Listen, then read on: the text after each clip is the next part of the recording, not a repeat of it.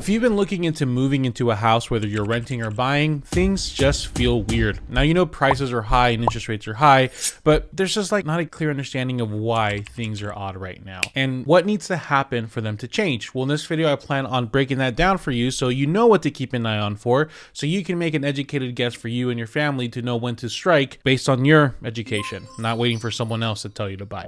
So for this video, we're going to specifically focus in this area here in Gilbert Chandler. We're going to be looking at 3 to 4 bedroom, 2 bath homes, 2,000 to 2,500 square feet. So a fairly larger home. We'll definitely look into different smaller houses right now, but let's just use this one as our first example. Now, if you're looking to rent a house in the last 30 days, and we're looking specifically only closed, we don't care about what's currently for rent, because anyone could put their house for rent for a crazy price. And we're not looking at those. We're looking at ones that actually have closed. There's been only 24 rentals that have closed in the last 30 days that started their lease, and the average price ranges between $2,400 all the way to $4,500 or $4,900, which are like the luxury houses. But for the sake of this, we're not going to look at those luxury. We're going to look at just basic houses, which will remove those top end ones. And using this data, we get a good range of what the average rent, which it looks like it's $2,678, which is pretty close. If you see their list to sold, meaning what they originally marketed as to sell, they're staying pretty consistently wherever they listed. So $2,700 is that right number if you want to pay for a 4-bedroom, 2-bath. Now, how does it look like if you want to buy in the specific area? Well, we can do the same thing here. Get the same exact area, 3, 4-bedroom, 2-bathroom plus 2,000 to 2,500 square feet.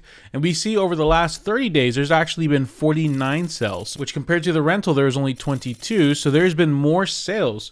So this is the first thing that feels really strange. Why are there more people buying these overpriced houses than renting right now? And of course, we'll answer that a little bit, but let's see what the numbers look like. So for starters, if you want to buy in this specific area, the cheapest house that sold here was for $440 and $472, $473. So we're going to get just a good range. Once again, we're going to remove the really luxury houses just to get a good vibe of, so we'll do like up to $691. We're going to do a quick CMA to get a good idea of the average price. And we see the average price is about $582. So at most, you need to spend about $695, at least about $440, because it listed at $400, but it sold for $440. Now, as a reminder, that monthly rent payment in this area for a 4-bedroom, 2-bath was $2,700. So what would the monthly payment look like for one of these 400, the cheapest house being $440? Well, let's calculate that, shall we? So if we were to buy a $440,000 house with, let's say, a minimum 5% down, interest rates right now are about 7.5. And let's actually look at what the tax records would be for the cheapest house here. So we can pull it up. The taxes are approximately $2,000. And of course, the HOA is $121 a month. So $160 a month. HOA was $120 a month. So for the same size home in the same area, that monthly payment looks like this, $3,300.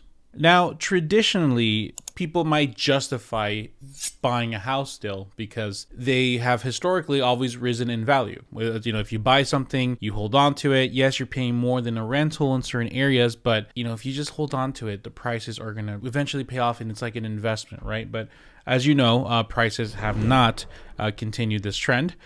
We have a huge spike in the median sales price and then a huge drop. So that's the thing that really is affecting things. It's a combination of two things, okay? It's a combination of that price, because just, let's say the median sales price right now is $416 according to Fred.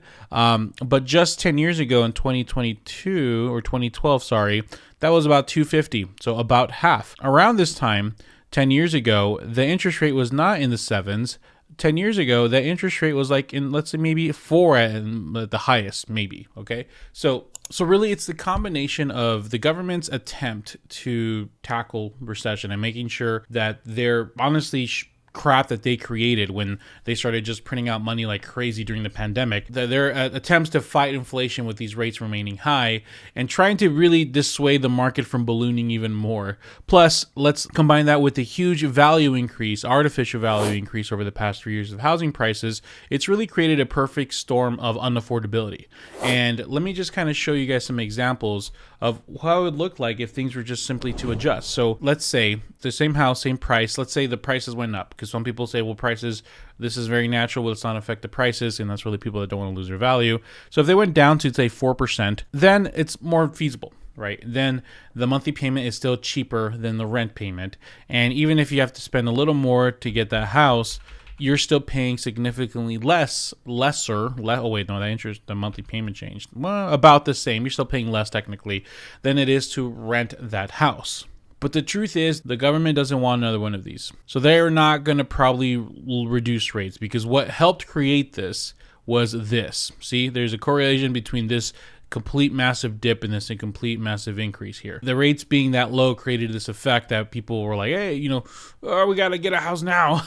Well, and then of course the investors came in, and it just, you guys know the story here, right? So things feel very strange right now because, quite frankly, with rates and prices being as high as they are, it doesn't make sense to buy. There's no more assurance that, hey, paying or really sacrificing to own your property really makes sense. There's no guarantee that values are going to continue to go up. Now, I'm always going to challenge this because people, it's very easy to look at macro trends and make conclusions. If you're actually serious about buying a home, you should always do like micro trend research, like look at specific zip codes of cities, of neighborhoods, of what's been selling and not selling in that price range. And there's some areas that, believe it or not, have continued to rise in value.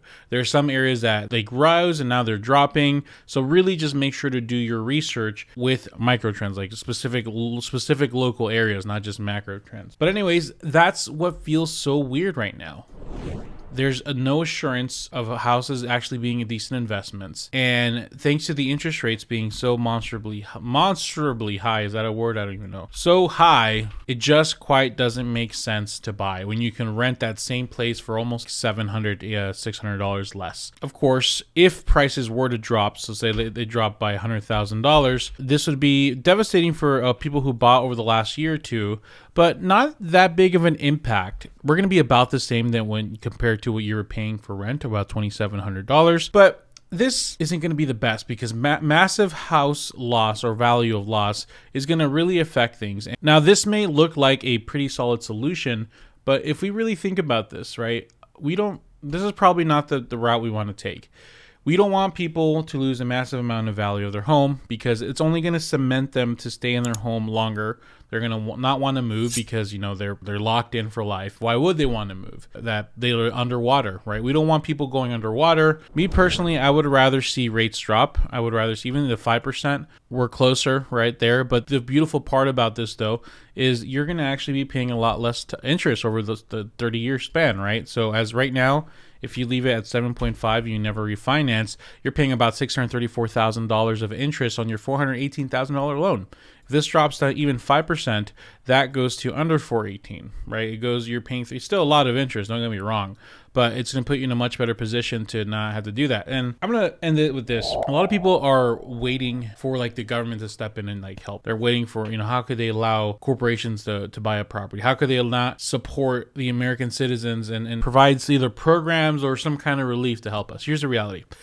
I don't think the government's stepping in to help anybody. If I could be honest, this is, of course, my opinion and a little jaded opinion, but I don't think they really care if the average Joe can own a home, because at the end of the day, they collect property taxes. Whether if it's a corporation that owns a property or a person who owns a property, they're going to collect the property taxes. And a person who lives in the United States who owns property is empowered. They have a say in their country that they own property in. It's empowering. It puts them in a better position. And I know I'm kind of going off a crazy tangent here, and Dark Javier's coming out. It's late at night. I'm a little bit tired. But I guess the point is they're not going to come and help. They're not going to step up and help. If we keep waiting around for some other third party to step up and try to make things better, it's just not going to happen, right? Now, of course, it might be more work. It might take a little longer, but now more than ever, you need to start making steps to get yourself in a position of financial freedom. Try not to have these powers or these strings controlling you, like debt, credit card debt, card, like these freaking, you don't need a new car every 2-3 years.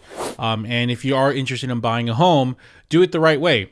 Save, don't go buy something massive, something that you don't need, something luxurious.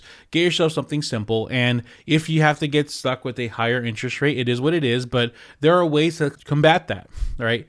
There's ways to challenge that. Another reason I think why we got into this mess, if I am allowed to speak here, is the real estate industry is plagued. I'm shooting myself a little bit on the foot here, but it's plagued because if you think about what's the heartbeat of real estate, right? It's when someone sells so someone else can buy that house, right? Now, traditionally, you should be able to buy a house, and really, if you don't necessarily move out right away, like you really use it to the point where you're bursting out the seams, I think people would stay in their house a lot longer. Now, the reason why I think people have this thing where people just move every 2 or 3 years, it's two reasons. One, we have our society is just like so obsessed with having the newer, nicer things. We want to have a better, nicer house to show off to social media, or maybe it provides, of self-worth.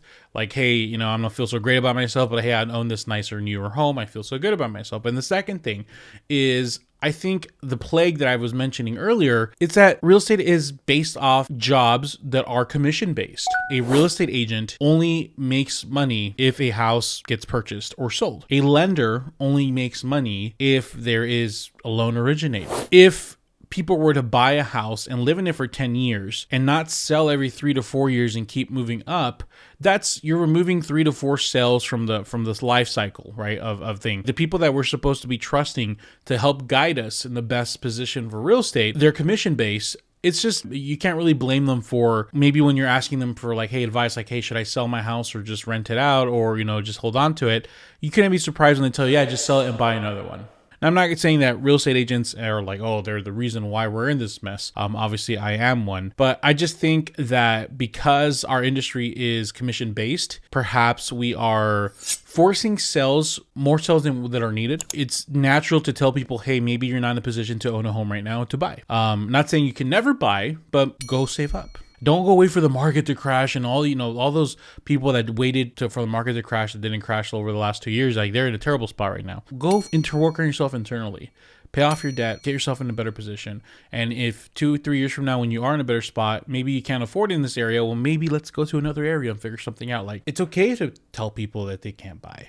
It's okay to tell your seller, hey, maybe it's not time to sell yet. In my opinion, I would just probably rent it out and go buy. If you feel like you need to go buy something else, just spend another year or two at your house, save up for a down payment. I just made a video, talked about the biggest mistakes I've made in real estate over the past, 10 years I've been doing this. And that's one of the biggest mistakes I've ever made. Go check out that video if you haven't. But I think having the heart blood of how people deciding to sell or buy a house be commission based is really, I think it creates the sense of like, it's so easy to move up to another house. Why should I? Now, meanwhile, every time we get a new house, there's a new loan originated.